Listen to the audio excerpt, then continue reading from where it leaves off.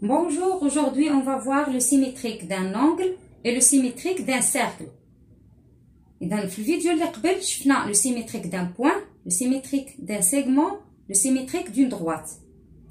إذا باش نوجدوا مماثلة زاوية بالنسبة للمستقيم، بالنسبة للزاوية تناخذ 3 ديال النقط، النقطة ديال الرأس وسندير النقطة كما درت أنا هنا النقطة A ودرت واحد النقطة هنا B، إذا 3 ديال النقطات. غادي نوجد لكل وحده مماثله بالنسبه للمستقيم، ومن بعد غنرسم الزاويه اللي غادي تكون مماثله A او B. اذا كناخذ الكوس غنرسم كما وضحت لكم في الفيديو اللي قبل مماثله نقطه. كيفاش غنوجد مماثله نقطه؟ اذا كنحط هاد الجهه ديال الكوس على محور التماثل، وهاد الجهه غتمر ليا من النقطه اللي بغيت نحصل لها على المماثله ديالها. إذا باش نوجد لو سيميتريك ديال او غادي نرسم العمودي على دلتا والمار من او. إذا على هذا الشكل، ثم غادي نطول هذا الخط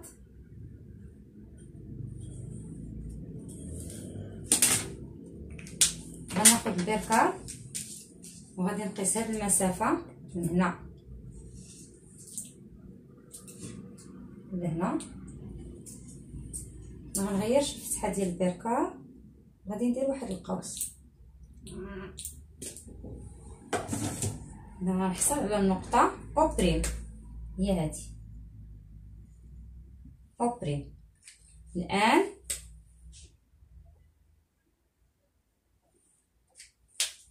غادي ناخذ المستقيم، غادي نرسمو العمودي على دلتا والمار من ا. اذا هاد الجهة غادي نحطها على دلتا، ثم هاد الجهه خصها تمر من ا على هاد الشكل. اذا غنرسم المستقيم العمودي على دلتا والمار من ا. من بعد غادي نطول هاد المستقيم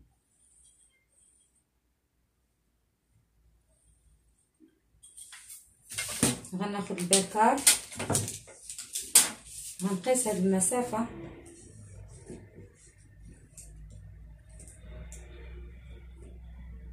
من هنا النقطة A،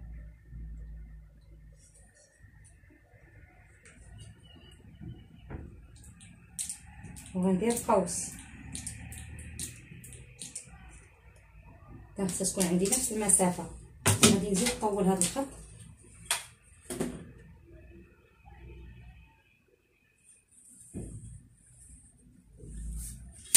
إذا خصها تكون عندي من هنا حتى النقطة A نفس المسافة، من هنا حتى القوس. هاد النقطة اللي حصلت عليها هي النقطة أ بريم.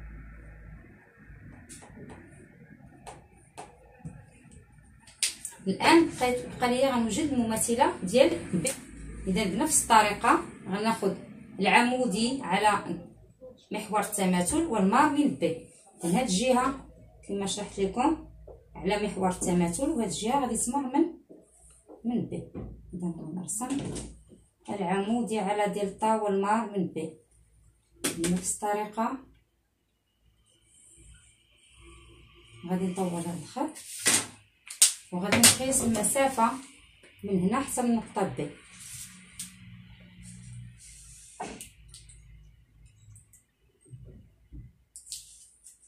ثم مغنغيرش الفتحة وغندير قوس.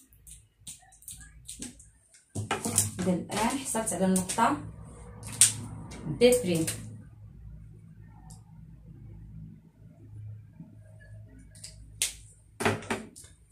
غادي نرسم الآن الخط أو بريم أ بريم و أو بريم ب بريم باش نحصل على الزاوية. غادي نربط بين النقط. إذا هنا قلنا أ بريم أو بريم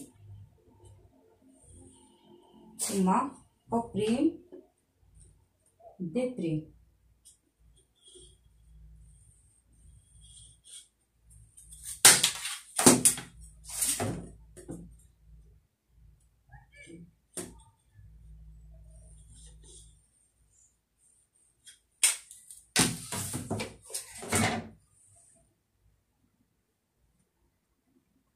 إذا هادي النقطة أ بريم.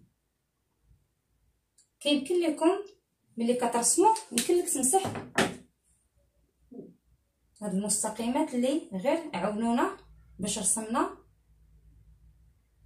المماثله ديال الزاويه ا او بي.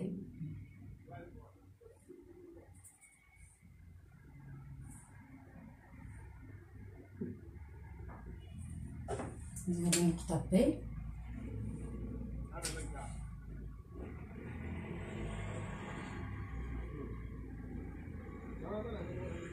اذا هنا حصلنا على الزاويه ا بريم او بريم بي بريم اللي هي مماثلات الزاويه ا او بي. لو سيميتريك دو ا او بي سي ا بريم او بريم بي بريم.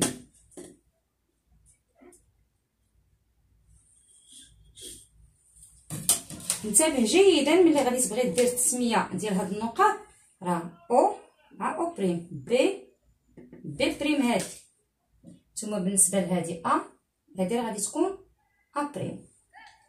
حتى في الترتيب ملي كتبغي تكتب القياس في البرهنه ديال الزوايا غادي تكتب القياس ديال الزوايا على هاد الشكل ا او بي. ترتيب ديال النقاط كندير هنا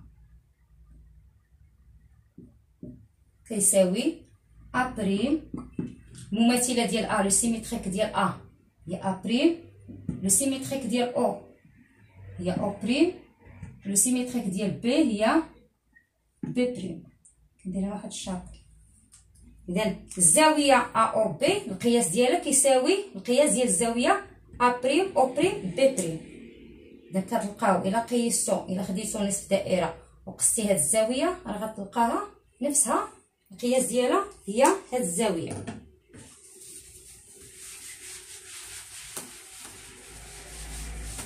اذا غادي نكتب لكم الان كيفاش يمكن لكم تبرهنوا على جوج الزوايا انهم متقايسين.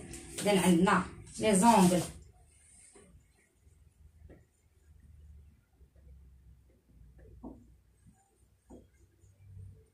A O B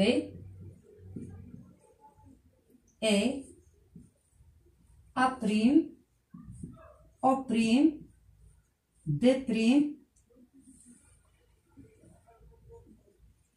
ont la même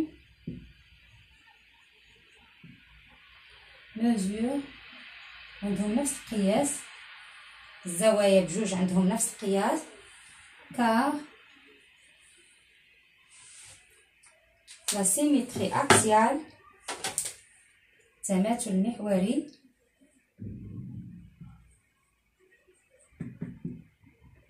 axial conserve يحافظ les mesures des angles. إذا التماثل المحوري يحافظ على قياس الزوايا. إذا ا او بي القياس ديالها كيساوي قياس ديال ا بريم او بريم بي بريم. الآن غادي نتعرفوا كيفاش نوجدوا مماثلة دائرة بالنسبة لمستقيم. دونك لو سيميتريك دان سيركل ايت ان سيركل. كيفاش غادي نرسموها باش نوجد مماثلة دائرة بالنسبة لواحد المستقيم؟ اذا تناخذ المركز ديال الدائره وتنوجد المماثله ديال هذا المركز بنفس الطريقه اللي وضحت لكم كيفاش نوجد مماثله نقطه بالنسبه للمستقيم. تناخذ الكوس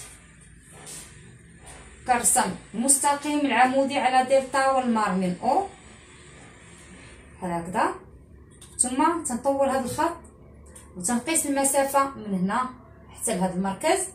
ما تنغيرش الفتحه ديال البركه، تناخذ نفس المسافه من هنا حتى هنا. هذه هي النقطه او بريم. اذا ترسم لو سيميتريك ديال او هي او بريم، مماثله او هي او بريم. من بعد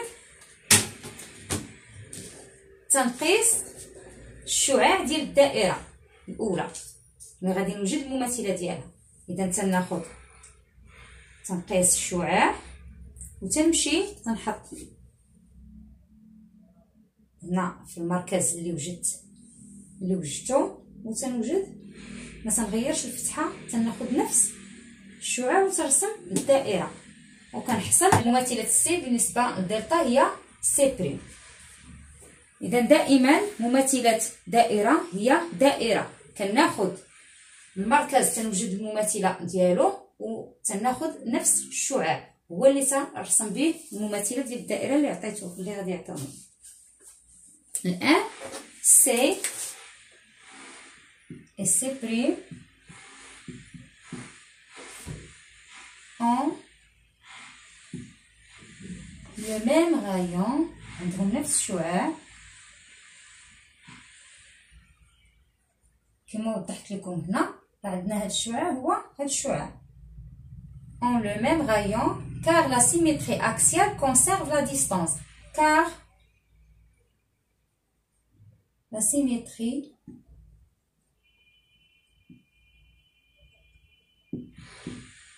axiale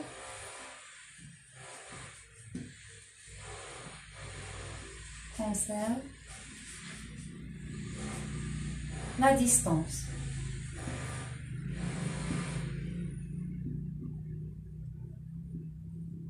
إذن بلا ما ندير هاد النقطة ونوجد المماثلة ديالها، راه بما أنه يحافظ على المسافات راه قد من هنا غادي يكون قد من هنا حتى لهنا. إذا مباشرة كنرسم الدائرة.